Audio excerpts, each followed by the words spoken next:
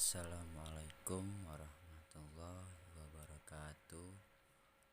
Nama saya Ridho Arif Fajar, NPM 19150038, Program Studi Pendidikan Ekonomi semester 7.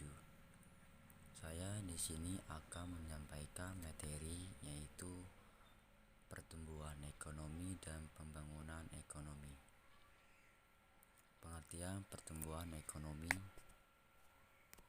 adalah perkembangan kegiatan dalam perekonomian yang menyebabkan barang dan jasa yang diproduksikan dalam masyarakat bertambah dan kemakmuran masyarakat meningkat.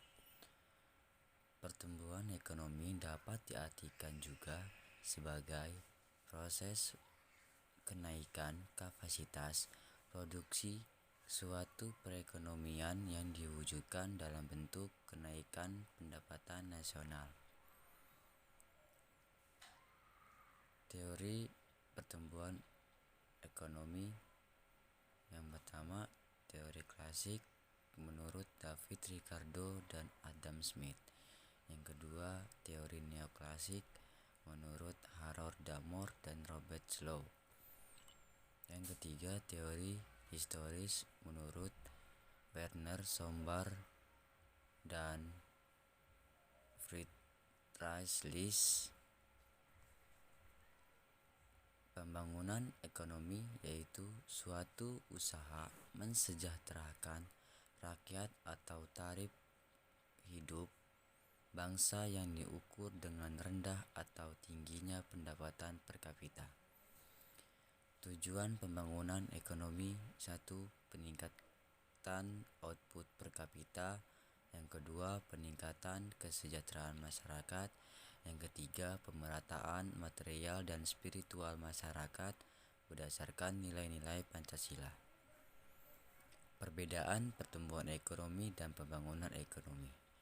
Kalau pertumbuhan ekonomi yaitu peningkatan hasil produksi atau output dalam tingkatan nyata ekonomi dan diukur melalui angka perubahan hasil produksi setiap tahunnya dalam jangka panjang.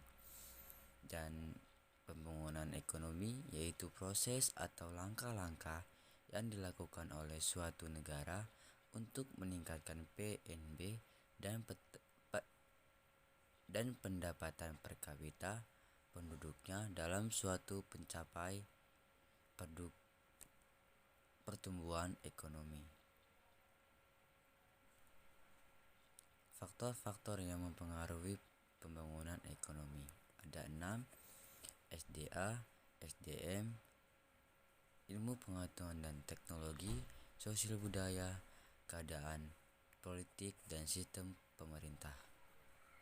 Masalah-masalah yang dihadapi dalam pelaksanaan pembangunan ekonomi di Indonesia. Yang pertama, masalah penduduk. Yang A, jumlah penduduk yang sangat besar. B, laju pertumbuhan penduduk yang pesat. Yang C, komposisi penduduk menurut umuran tidak menguntungkan. Yang D, penyebaran penduduk yang tidak merata.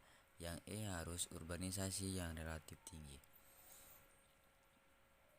Masalah kemiskinan yaitu kebijakan trilogi pembangunan, kebijakan impres desa tertinggal, pemberian kredit modal kerja permanen, kebijakan intensifikasi khusus, pemberdayaan koperasi, pemberian kredit usaha kecil, pengembangan kawasan terpadu, program bapak angkat untuk usaha kecil. Keterbelakangan yaitu pendidikan, kesehatan, kemajuan teknologi, sikap mental ekonomi, dan ekonomi. Yang terakhir, lapangan pekerjaan yaitu peningkatan pendidikan, pemberian kursus-kursus keterampilan, pemerataan pembangunan, proyek-proyek padat karya, yang terakhir pemberian kredit usaha kecil. Sekian dari saya. Apabila ada salah, saya mohon maaf.